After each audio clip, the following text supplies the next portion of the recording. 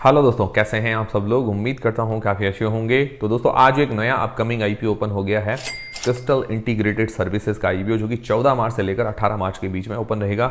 इस आईपीओ में अप्लाई करने के लिए आज की तारीख में पहला दिन है। तो इस वीडियो के अंदर हम पूरा रिव्यू करेंगे इस आईपीओ का और जानेंगे कि क्या इस आईपीओ में अप्लाई करना चाहिए नहीं करना चाहिए। सबसे पहले इसका ग्रे मार्केट का प्रीमियम और इसकी एंकर लिस्ट देखेंगे, इससे हमें थोड़ा बहुत लिस्टिंग गेंस का अंदाजा हो पाएगा। फिर इस कंपनी की डिटेल्स के बारे में जानेंगे, मतलब कंपनी क्या करती है, कौन से सेक्टर की कंपनी है, फ्यूचर कैसा रह सकता है।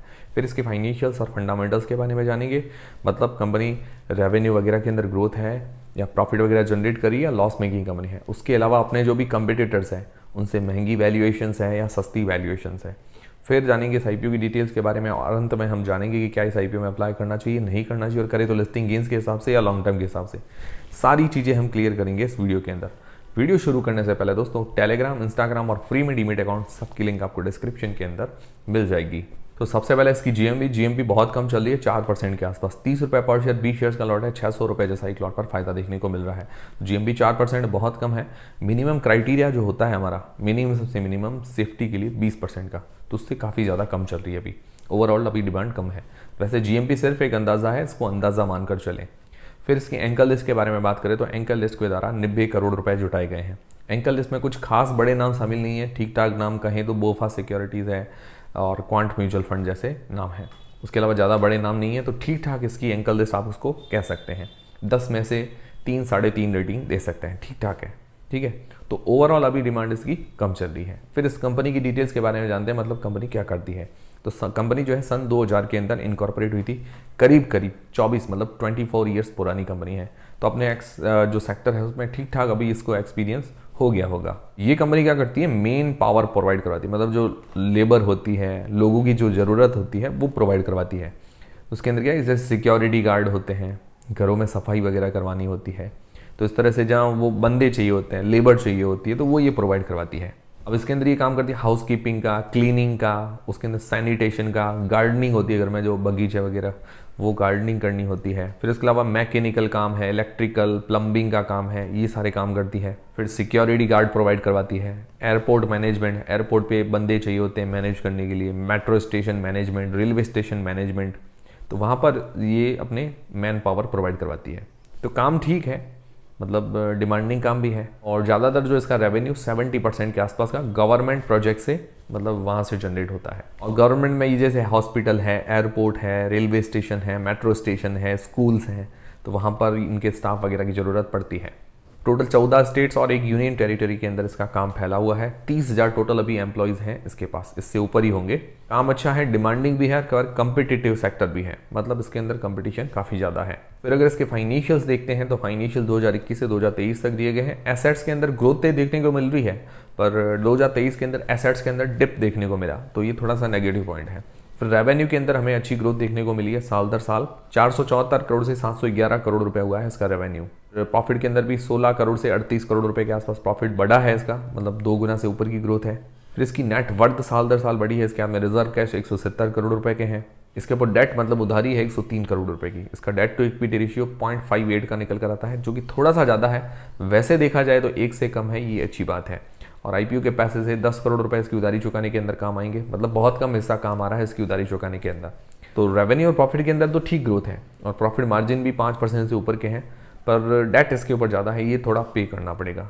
बाकी आरओई 11% की थोड़ी कम है, आरओसी 17% के आसपास, ये ठीक है। मिनिमम ये 15% होनी चाहिए। प्राइस टू अर्निंग्स रेशियो देखें तो 21 का निकल कर आता है करीब करीब, ठीक है। बाकी जो इसकी पेयर कंपिटिटर्स है, क्वेस है, ये SIS है, अपडेटेड सर्विसेज हैं, तो इनसे रेवेन्यू के मामले में सबसे छोटी कंपनी है, ठीक है। और वैल्यूएशन हिसाब से देखें तो SIS से महंगी वैल्यूएशंस पर है, बाकी दोनों कंपनी से थोड़ी सी सस्ती वैल्यूएशंस है। तो SIS इसके अंदर काफ़ी बढ़िया जाना माना नाम है और रेवेन्यू के मामले में काफ़ी बड़ी कंपनी भी है, तो उससे थोड़ी महंगी है। तो मुझे लग रहा है कि वैल्यूएशंस थोड़ी सी और सस्ती करनी चाहिए थी। SIS से भी और ज़्यादा सस्ती करते तो बढ़िया रहता। तो वैल्यूएशंस मुझे अट्रैक्टिव नहीं लगी, ठीक है। पर्सनली जो मुझे फील हो रहा है मैं आपको बता रहा हूँ, थोड़ी और सस्ती कर सकते थे। फिर इस आईपीओ की डिटेल्स के बारे में बात करें तो 14 से लेकर 18 मार्च के बीच में ये आईपीओ ओपन रहेगा। प्राइस बैंड रखा गया है 680 रुपये से लेकर 715 रुपये के बीच में। 20 शेयर्स का लॉट है। टोटल इश्यू साइज है 300 करोड़ रुपए का, फ्रेश इश्यू है 175 करोड़ रुपए के, जो कि कंपनी की ग्रोथ के लिए कुछ उधारी चुकाने के अंदर, कुछ मशीनरी खरीदने, कुछ वर्किंग कैपिटल में काम आएंगे। बाकी 125 करोड़ रुपए के जरिए अपने OFS के जरिए अपनी कुछ हिस्सेदारी सेल करेगी। रिटेल पोर्शन है 35% का, लिस्टिंग डेट है 21 मार्च को। ये हो गई पूरी IPO की डिटेल्स। अब दोस्तों सबसे मेन सवाल यह था कि क्या इस IPO में अप्लाई करना चाहिए, नहीं करना चाहिए, और करें तो लिस्टिंग गेन्स के हिसाब से या लॉन्ग टर्म के हिसाब से। उससे पहले आपके पास या आपके फैमिली मेंबर्स में किसी के पास डीमेट अकाउंट नहीं है, अलॉटमेंट की चांसेस वगैरह बढ़ाना चाहते हैं, तो बिल्कुल फ्री में डीमेट अकाउंट खुलवाने की लिंक डिस्क्रिप्शन के अंदर मिल जाएगी। तो सबसे पहले लिस्टिंग गेन्स के हिसाब से तो अभी तो डिमांड कम चल रही है, GMP कम है, एंकल दस भी ठीक ठाक आई है, ओवरऑल अभी डिमांड कम है। तो अभी हमें क्या है कि पहले दूसरे दिन का सब्सक्रिप्शन देखना चाहिए। अगर डिमांड अच्छी आती है सब्सक्रिप्शन के अंदर तो क्या है कि अप्लाई किया जा सकता है लिस्टिंग गेन्स के लिए, पर अभी ओवरऑल डिमांड कम है और मेरी तरफ से भी कोई अप्लाई करने नहीं करने का डिसीजन नहीं है। आप लोग क्या करेंगे कमेंट करके बता दीजिएगा। फिर दोस्तों लॉन्ग टर्म के हिसाब से पॉजिटिव्स नेगेटिव्स देखें तो मुझे ये सेक्टर अगर देखें, अगर इस सेक्टर के शेयर्स देखें जो भी SIS है, क्वेस है या अपडेटर सर्विस, इनका मैंने पास्ट रिकॉर्ड देखा है जितने भी शेयर्स हैं, तो मतलब इतना कंटिन्यूस ग्रोथ नहीं है।